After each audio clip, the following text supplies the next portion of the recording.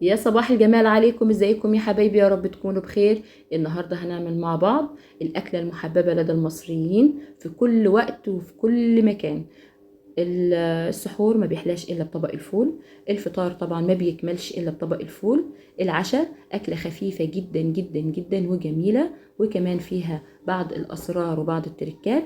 لو حابه ان انت تستفيدي من الفيديو كملي معايا الفيديو للنهايه. طبعا الفول ممكن اي حد يعمله ونقول ده سهل جدا وطريقته سهله، بالعكس الفول لازم يطلع بمزاج وبطريقه سهله جدا، وكمان في نكهة هتعجبكم جدا جدا. هنبدأ مع بعض بالمكونات.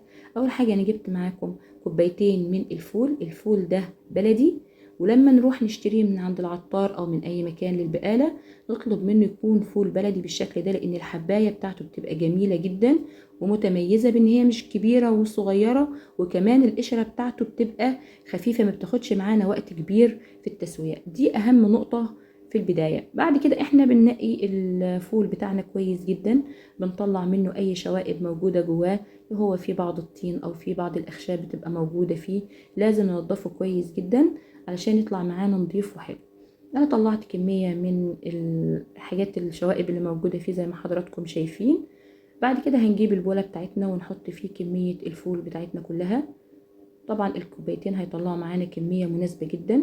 بعد كده احنا بنجيب الفول وبنغسله كويس جدا وبننقعه في المية. انا نقعاه 13 ساعة قبل ما ابدأ فيه طبخ بالشكل اللي انتوا شايفينه. طبعا الحباية كبرت، وكمان انا مش حابة ان انا ازود عليه في النقع اكتر من كده علشان يبقى الطعم موجود فيه، طعم الفول يبقى حلو. هنجيب الحلة الكهرباء بتاعتنا ونحط كوبايتين الفول المنقوعين، وبعد كده عليهم كوباية صغيرة من العدس الأصفر. هننزل الكوباية كلها بالشكل اللي حضراتكم شايفينه. والتركة المهمة جدا الحمص بيبقى جميل جدا في الفول، حلو جدا وهيعجبكم. معانا واحدة جزرة وليمونة وحبيتين من الطماطم مقطعاهم مكعبات بالشكل اللي حضراتكم شايفينه، وبننزل على الكمية بتاعتنا كلها بالمية المغلية السخنة ونقلبهم كويس جدا يندمجوا مع بعض بالشكل اللي حضراتكم شايفينه، وبنقفل عليه على الحلة بتاعة الضغط بتاعتنا. طبعا هتاخد معانا بالظبط نص ساعة. قفلنا الحلة كويس جدا ولازم نتأكد من أمان الحلة. بعد ما عدت عليهم النص ساعة وشفتوا حضراتكم البخار كله طلع من الحلة، بنبدأ نشوف أخبار الفول إيه. إحنا كده شايفين إن هو خلاص دخل على التسوية. بنقلب كويس جدا زي ما انتوا شايفين كده، المية بتاعته حلوة جدا واللون كمان بتاعه حلو جدا ومميز. ادي بنقلبه ما يمسكش معانا من تحت. التركة الجميلة المهمة ان انا بجيب معلقة من الصلصة، ونفس المعلقة بنحط عليها نشا، وبنقلبهم كويس جدا مع بعض بمعلقتين بس من المية، وبنديهم تقليبة حلوة كده مع بعض. اللون هيبقى جميل جدا. وأهمية النشا في الموضوع إن هي بتخلي مية النشا تتماسك وبيبقى جميل. هنحطها على الفول، هو خلاص تسوية 100%، مش محتاج تسوية أكتر. من بعد لما أحط الخلطة دي بقى خليه 10 دقايق بالظبط على النار وبنزله، وبيبقى بالقوام الجميل اللي حضراتكم شايفينه ده وبالشكل الجميل اللي حضراتكم شايفينه.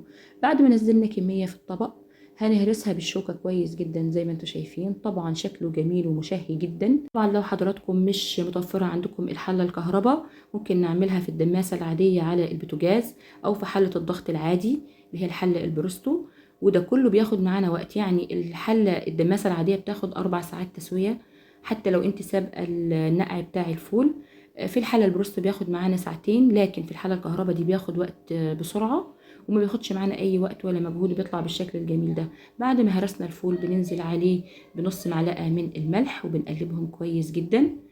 طبعا شكل الفول جميل جدا ومستوي، والكفر بتاعه مش ناشف ولا فاكك، حاجة جميلة جدا. بعد كده هنجيب نص معلقة من الكمون وكمان ليمونة.